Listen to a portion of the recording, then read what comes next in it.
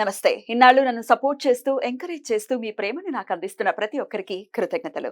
అలాగే ఈ వీడియో కూడా ఖచ్చితంగా మీకు ఉపయోగపడుతుంది. లైక్, షేర్ అండ్ సబ్స్క్రైబ్ చేసి మీ సపోర్ట్‌ని నాకు అందించండి. అలాగే ఈ వీడియో పట్ల మీకున్న అభిప్రాయాన్ని కామెంట్ సెక్షన్‌లో కామెంట్ చేసి తెలియజేయండి.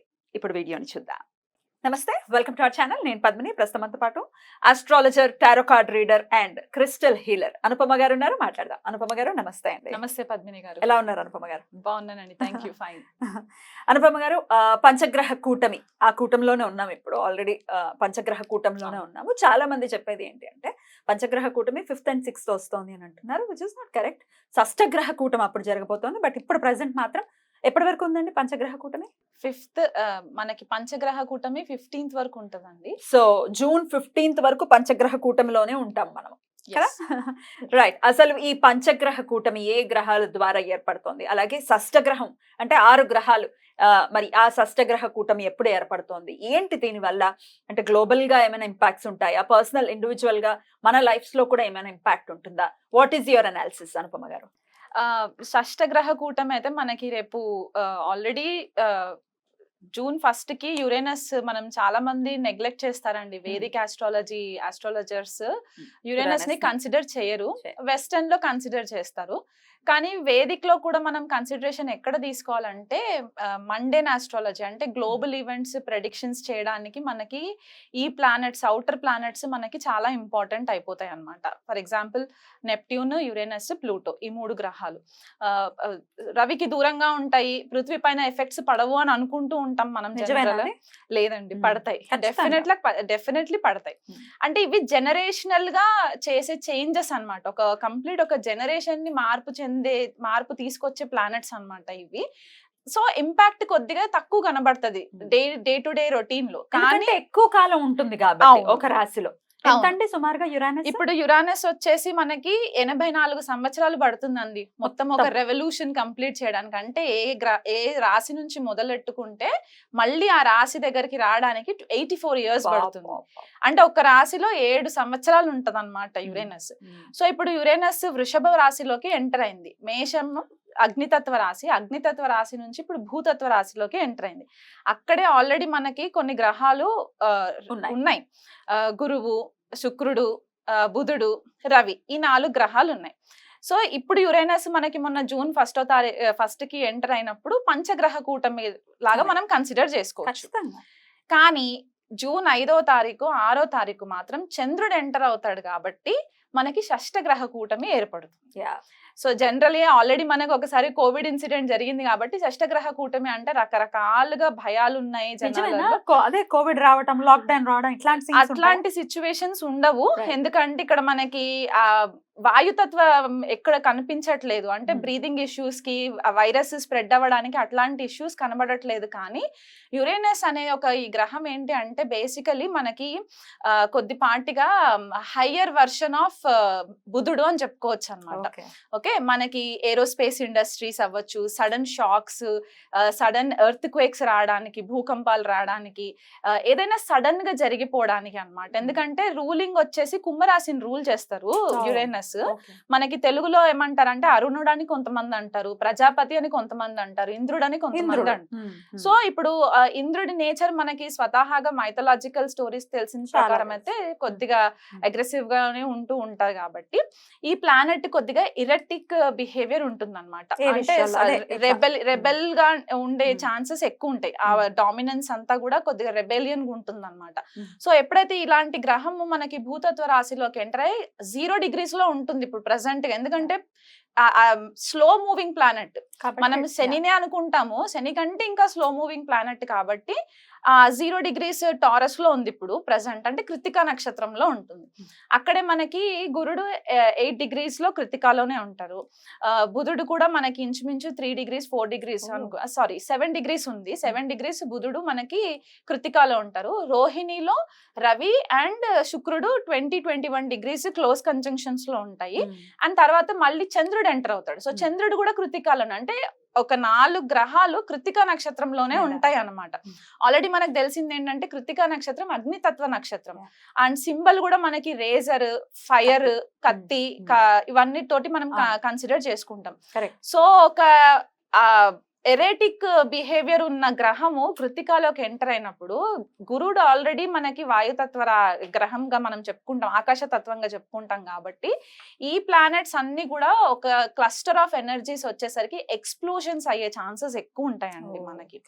అందులో యురేనస్ ఏంటంటే 84 years అని చెప్పాను కదా, క్రితం జరిగిన ట్రాన్సిట్ ఎప్పుడు అని అంటే 1940వ సంవత్సరంలో జరిగింది ట్రాన్సిట్. అప్పుడు టారస్ లో ఉన్నారు, అప్పుడు వృషభంలో ఉన్నారనమాట యురేనస్. అప్పుడు ఏం జరిగింది? 1940లో మనకి యాక్చువల్ గా సెకండ్ వరల్డ్ వార్ స్టార్ట్ అయిందండి. సెకండ్ వరల్డ్ వార్ స్టార్ట్ అయింది. ప్రేక్షకులు కావాలంటే వెరిఫై చేసుకోవచ్చు మన టైమ్ లైన్స్. సో 1939 అంటే ఆల్మోస్ట్ మేషరాశిలో నుంచి లీవ్ అయ్యి టారస్ లోకి ఎంటర్ అయ్యే టైం కంటే సెప్టెంబర్ 1939లో 1939వ సంవత్సరంలో మనకి సెకండ్ వరల్డ్ వార్ స్టార్ట్ అయ్యి అదొక 7 సంవత్సరాలు కంటిన్యూ అయ్యింది అనమాట. సో 46 వరకు మనకి అది కంటిన్యూయేషన్ లోకి వచ్చి అప్పుడు మనకి సెకండ్ వరల్డ్ వార్ మొత్తము ఒక పీస్ లెవెల్లోకి వచ్చింది. సో ఆ దేశాల పైన యుద్ధాలు జరగడం, రకరకాల ఇష్యూస్ మనం ఫేస్ చేసాము, ఫైర్ ఎక్స్ప్లోషన్స్ ఇట్లాంటివన్నీ చూసాం. సో ఇప్పుడు కూడా ఇంచుమించు వార్ వస్తుందా అంటే నేను 100% వార్ వస్తుంది రావాలని ఏం లేదు, వరల్డ్ వైడ్ గా ఎక్కడైనా వరల్డ్ వైడ్ గా ఎక్కడ. ఇప్పుడు ఓన్లీ మన ఇండియాకే జరగాలని లేదు కదా, గ్లోబల్ గా ఎక్కడైనా జరగచ్చు. ఇప్పుడు యుక్రెయిన్ లో ఆల్రెడీ ఎట్లాంటి వాతావరణం ఉందో మనకు తెలుసు. సో ఇది ఇంకొంచెం ఎన్హాన్స్ చేస్తుందని అనుకోవచ్చా ఈ గ్రహ కూటమి? అవునండి, అవుతుంది.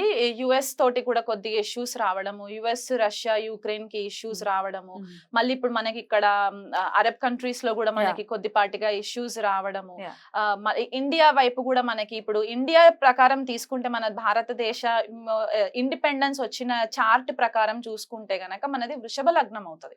సో లగ్నంలోనే మనకి షష్టగ్రహ కూటమి అనేది ఏర్పడుతుంది. ఈ రిజల్ట్ మనకి ఆ రోజే కనిపిస్తుందా అంటే ఆ రోజు కనిపించక్కర్లేదు. ఇది ఒక ప్రాసెస్, స్లో మూవింగ్ ప్రాసెస్ కాబట్టి it will take some time అన్నమాట. ఆ మొత్తం ఎనర్జీస్ అంతా కల్మినేట్ అయ్యి మనకు ఒక ఎండ్ రిజల్ట్ రావడానికి.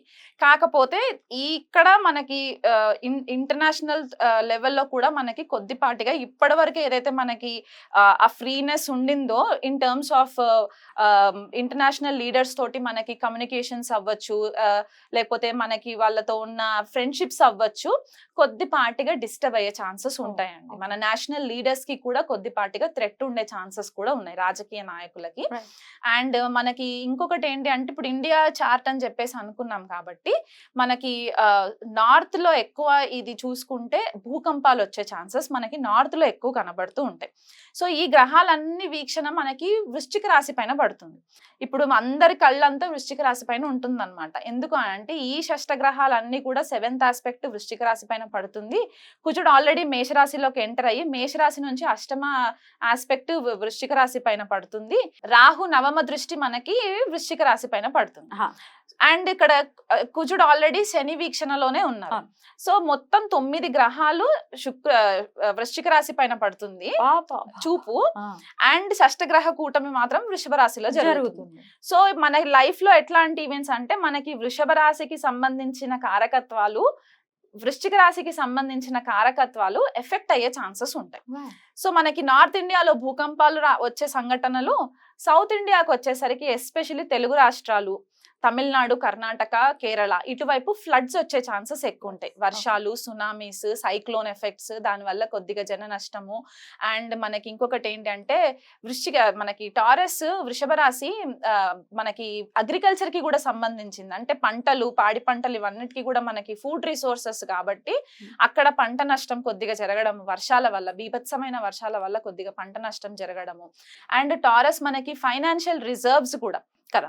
సో ఫైనాన్షియల్ గా కూడా మనకి కొద్దిపాటిగా డిస్టర్బెన్సెస్ రావడము, సడన్ చేంజెస్ రావడము, గ్లోబల్ అంటే మనకి ఇంటర్నేషనల్ లెవెల్ అండ్ మనకి నేషనల్ లెవెల్లో కూడా ఫైనాన్షియల్ రీస్ట్రక్చరింగ్ జరిగే ఛాన్సెస్ ఈ షష్టగ్రహ కూటమి ఎఫెక్ట్స్ వల్ల జరిగే ఛాన్సెస్ ఉన్నాయి. అండ్ అది కాకుండా స్పెసిఫిక్ గా ఇది ఎవరికి ఎక్కువ వర్తిస్తుంది అంటే ఇండివిజువల్ హారోస్కోప్స్ లో కూడా సడన్ గా ఫైనాన్షియల్ రిసెంట్మెంట్ రావడము. అండ్ ఇంకొకటి ఏంటి అంటే స్టాక్స్ లో ఇన్వెస్ట్మెంట్స్ చేస్తూ ఉంటారు కొంతమంది. స్టాక్స్ లో సడన్ గా లాసెస్ ఫేస్ చేయడము, ఒక కన్ఫ్యూజన్ కైండ్ ఆఫ్ ఎనర్జీస్ మనకి కనబడతాయండి ఈ Okay. షష్టగ్రహ కూటమి ఎఫెక్ట్స్ వల్ల. ఎన్నాళ్ళు ఉండొచ్చు ఈ ఇంపాక్ట్స్ అంతా కూడా? ఈ షష్టగ్రహ కూటమి అయితే మనకి 2 రోజులు ఉంటుంది. ఉంటుంది. జూన్ పంచగ్రహం 5. అయితే? పంచగ్రహం అయితే మనకి జూలై 15వ తారీఖు వరకు ఉంటుంది. అంటే రవి మనకి వృషభ రాశిలో నుంచి మిథునంలోకి వచ్చేయాలి. తర్వాత శుక్రుడు కూడా మిథునంలోకి వచ్చేస్తారు. అప్పుడు బుధుడు కూడా వచ్చేస్తాడు కాబట్టి ఇంకా లాస్ట్ మిగిలిన గ్రహాలు ఏంటి అంటే గురుడు అండ్ యురేనస్ 2 కలిసి ఉంటాయి కాబట్టి ఇది మనకి long lasting effect. Next year కి మనకి కొద్దిపాటిగా డిస్టర్బెన్సెస్ ఇంకెక్కువ విట్నెస్ చేయడానికి ఉంటదండి. అది మనకి మండేన్ లెవెల్లో చెప్పుకునే అంశాలు అన్నమాట ఇవి. ఇండిపెండెన్స్ కి ఒకసారి చెప్పండి, ఏ రాశి వాళ్ళకి ఎలా ఉంటుంది అనేది ఒకసారి చెప్పండి. ఒకవేళ నెగటివ్ ఇంపాక్ట్స్ గనుక ఉంటే వాళ్ళు ఏం చేసుకోవచ్చు ఈ ఇంపాక్ట్ నుంచి బయటపడటానికి అనేది కూడా ఒక్కసారి. ఇక ధనుసు రాశి వారికి ఎలా ఉంటుంది? ధనుసు రాశి వాళ్ళకి షష్టంలో జరుగుతుంది transit. Court cases, legal issues, litigations, daily routine కి సంబంధించి ఒక రకమైన లేజినెస్ వచ్చే ఛాన్సెస్ ఉంటాయండి వీళ్ళకి. అంటే ఇప్పుడు జనరలీ ధనుసు రాశి వాళ్ళు చాలా ఎక్స్ప్లోరర్స్ లాగా ఉంటారన్నమాట. అంటే వాళ్ళకి అడ్వెంచర్స్ చేయడము, కొద్దిపాటిగా యాక్టివ్ గా ఉండడము, ఇట్లాంటివి ఉండే ఛాన్సెస్ ఎక్కువ ఉంటాయి ధనుసు రాశి వాళ్ళకి. అలాంటిది సడన్ గా వీళ్ళు ఒక స్టాగ్నెంట్ లోకి వెళ్ళిపోవడము, ఎందుకంటే భూతత్వ రాశి 6 గ్రహాలు అక్కడ, తర్వాత పంచగ్రహ కూటమి. సో ఈ క్లస్టర్ ఆఫ్ ఎనర్జీస్ ఏంటంటే హెల్త్ పైన చాలా ఇంపాక్ట్ తెస్తుంది వీళ్ళకి, ధనుసు రాశి వాళ్ళకి. సో హెల్త్ గురించి వాళ్ళు అస్సలు నెగ్లెక్ట్ చేయకూడదు. వీలైనంత మట్టుకు డాక్టర్స్ ని ఇమీడియట్ గా కన్సల్ట్ చేయడము, లేకపోతే ఫ్యామిలీలో కూడా ఏదైనా డిస్ప్యూట్స్ ఉన్నాయి అని అంటే గనక ఎంత వీలైతే అంత మట్టుకు చాలా డిప్లొమాటిక్ గా హ్యాండిల్ చేసుకొని మాట్లాడుకొని సిచ్యువేషన్స్ ని కంట్రోల్లో పెట్టుకోవడం చాలా చెప్పవలసిన ఇంపార్టెంట్ మ్యాటర్ అన్నమాట ధనుసు రాశి వాళ్ళకి. రైట్. సో ఓవరాల్ గా అన్ని రాశుల వాళ్ళకి కూడా చెప్పారు కాబట్టి ఏదైనా రెమెడీ ఉందా? మీరు ఆల్రెడీ చెప్పారు ఏ పనులు చేయకుండా జాగ్రత్తగా ఉండండి అనేది కూడా వన్ ఆఫ్ ద రెమెడీస్ అని చెప్పుకోవచ్చు. అయినప్పటికీ ఇంకా ఆరాధన విషయంలో ఏదైనా చెప్తారా? ఆరాధన విషయంలో అంటే మనకి వృషభంలో ఇవన్నీ ప్లానెట్స్ జరుగుతున్నాయి కాబట్టి అందరూ ఫస్ట్ ప్రే చేయాల్సింది శ్రీ మహాలక్ష్మికి. ఎందుకంటే మనకి రిసోర్సెస్, ఫైనాన్షియల్ రిసోర్సెస్ అవ్వచ్చు, అబండెన్స్ అవ్వచ్చు, భూమికి సంబంధించి పంటలు, ఇవన్నీ కూడా వృషభ రాశికే సంబంధించి ఉంటాయి కాబట్టి శ్రీ మహాలక్ష్మికి ఆరాధన చేసుకోవడము, లక్ష్మి అష్టోత్తరం చదువుకోవడము, ఆవు నెయ్యితో దీపం పెట్టడము, ఇట్లాంటివి రెగ్యులర్ గా చేయాలి 1 month కూడా. అండ్ ఇంకొకటి ఏంటి అంటే మనకి స్కార్పియో కూడా యాక్టివ్ అయిపోయి ఉంది కాబట్టి, అండ్ ఈ మెయిన్ ప్లానెట్స్ ఏవైతే ఉన్నాయో ఈ గ్రహాలన్నీ కూడా కృతికాలో జరుగుతున్నాయి కాబట్టి, యుతి మొత్తం కృతికాలో ఉంది కాబట్టి సుబ్రహ్మణ్యేశ్వర స్వామి ఆరాధన చాలా important.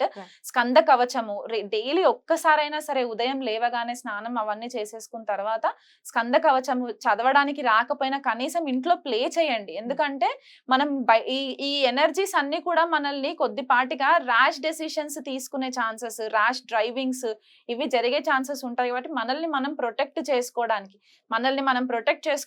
And at the same time ధర్మబద్ధంగా దేశ సంరక్షణ కోసం కూడా మనం ఆలోచించాలి కాబట్టి స్కంద కవచము రెగ్యులర్ గా వినడము ఇదొకటి చాలా ఇంపార్టెంట్.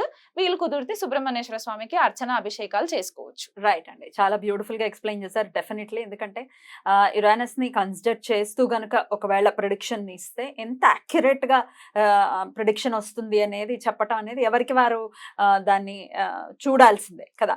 చాలా మంది కన్సిడర్ చెయ్యరు, కానీ ఇంత మేజర్ రోల్ ని ప్లే చేస్తారు. యురేనస్ అవ్వచ్చు, నెప్ట్యూన్ అవ్వచ్చు, డెఫినెట్ గా రోల్ ని ప్లే చేస్తారు. మీరు కూడా మీ ప్రిడిక్షన్ లో మీరు చూస్తారా? చూస్తానండి, డెఫినెట్లీ చూస్తాను. అంటే మనకి యురేనస్ ఆస్ట్రాలజీకి చాలా ఇంపార్టెంట్ ప్లానెట్ అన్నమాట, జ్యోతిష్య విద్యకి అండ్ ఏరోస్పేస్ ఇండస్ట్రీకి కూడా చాలా ఇంపార్టెంట్. ఎందుకంటే కుంభరాశిలో రూల్ చేసినా సరే శతభిష నక్షత్రం మనకి యురేనస్ కి కన్సిడర్ చేస్తారు బేసికల్ గా. అండ్ మనకి ఇక్కడ వృశ్చిక రాశిలో ఉచ్చ పొందుతారు అండ్ వృషభంలో నీచబడతారు. సో ఈ 2 మెయిన్ అకల్ట్ కి సంబంధించి అంటే గుప్త విద్యలకి సంబంధించిన 2 మెయిన్ రాశుల్లో యురేనస్ చాలా అద్భుతంగా వివరించారు. ఈ నెల్లాళ్ళు కూడా వీలైతే కూడా అందరూ చాలా జాగ్రత్తగా ఉంటూ అటు సుబ్రహ్మణ్యేశ్వర స్వామి ఆరాధన అండ్ లక్ష్మీదేవి ఆరాధన చెప్తున్నారు కాబట్టి అవి చేసుకుంటూ అందరికీ ప్రశాంతవంతంగా ఈ సమయం వెళ్ళాలని మనస్ఫూర్తిగా కోరుకుంటూ చక్కగా మాకు తెలియజేశారు. కృతజ్ఞతలండి. నమస్తే. నమస్తే అండి.